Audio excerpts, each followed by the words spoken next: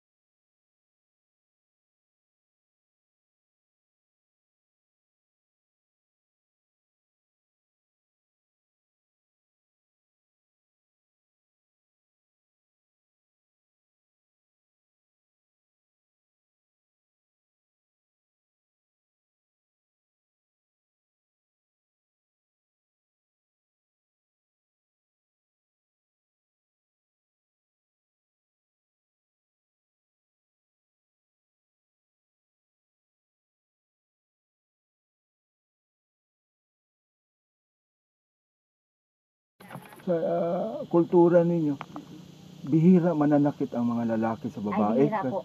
Hindi po nila ginagawa yun. Mas gusto yun po nilang kim-kim na lang nila yung sama ng loob nila sa asawa nila kaysa saktan nila. Pagbigti kasi, parang sinaktan na yung sarili niya. So, yan yung nga yung problema, no? Ano? So, sa tingin ko, baka, wala na rin kasama siguro yung lalaki. Hindi niya masabihan yung ibang kapatid o magulang. Kaya siguro nasarili na siya, no? Kaya kawawa siya, nasarili na siya. Pero ang musika kasi, importante, nakikita ko rin kasi doon mapapakita yung pagsasama-sama ng mga tao. Tama kaya yung kuro-kuro ko na yun. Importante sa atin yung pagsasama, kaya sa musika, yung sayawan. Ilibang na rin sa sarili na gano'n.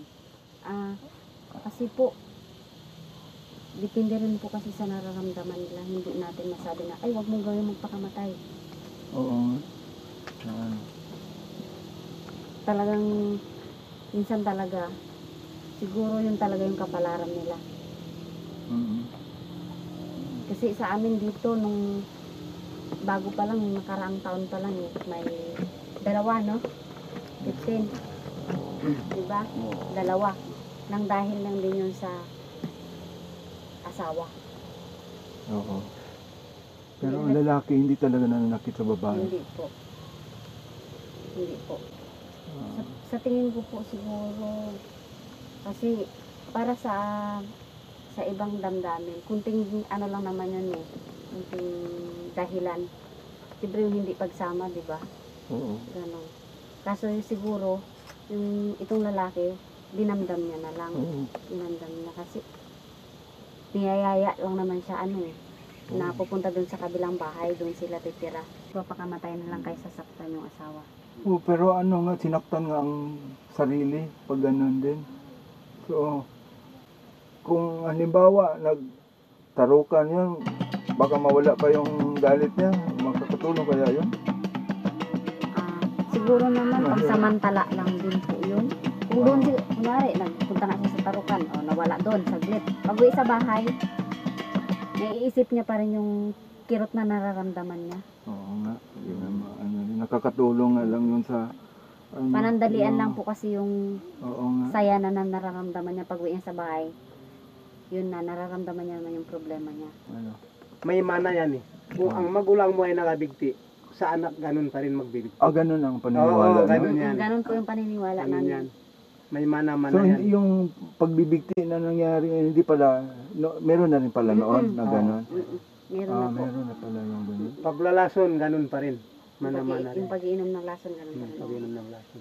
Tingin nyo talaga, yung musika hindi makakatulong sa magandang kaugalian ng mga babae at lalaki, yung pagkasundo nila. Meron yung nakita ko, yung kulilal ba yun na 3 babae tapos 2 ang kudyapi. Diba parang hindi sila nag-aaway? Hindi, sa tingin mo, hindi ba yun makakatulong? Yung ganun na musika, tungkol din yun sa ano? Hindi rin siguro, sir. Pansamantala. Pansamantala. pwede. Pansamantala. Pansamantala lang po. Hindi panghabang buhay.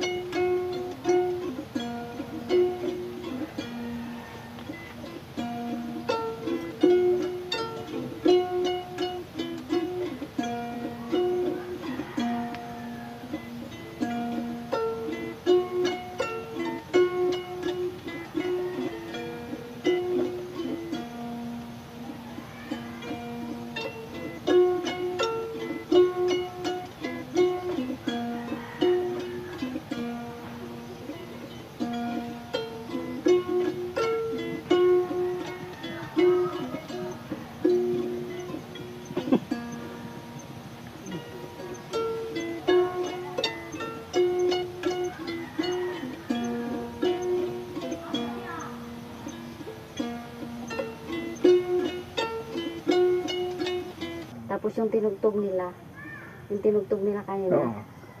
bakurkur. Ang pamagat bakurkur. Yung bakurkur po sa amin, ibon. Isang uri ng ibon.